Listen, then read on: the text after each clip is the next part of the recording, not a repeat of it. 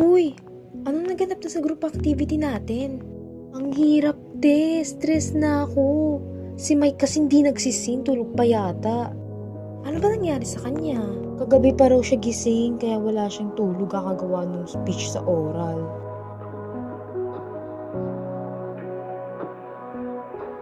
Uy anak, ang payat-payat mo na, tas ang putla-putla mo na. Anong nangyayari sa'yo? Grabe ka naman mama, hindi naman po.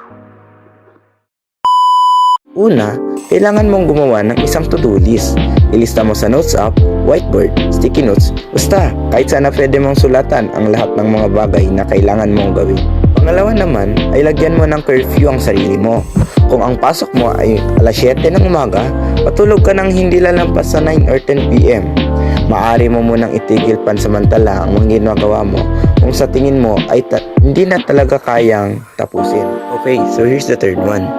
Iwasan ang paggamit ng gadgets bago matulog. I know.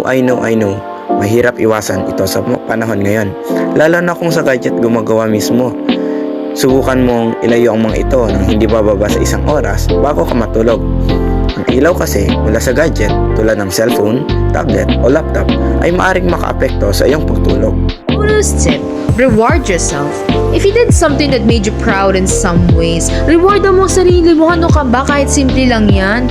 Hindi naman kailangan lahat ng nasa cart mo ay i-check out mo na kasi nakatapos ka ng isang essay.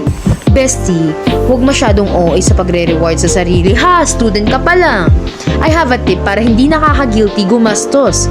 Just reward yourself every Friday for surviving the week.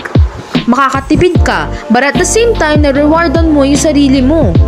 Or, pwede naman, non-monetary ang rewards like extra sleep, matulog ka hanggang kailan, or spending more time doing what you love, movie marathon, at marami pang iba, just name it. Salamat, bestie!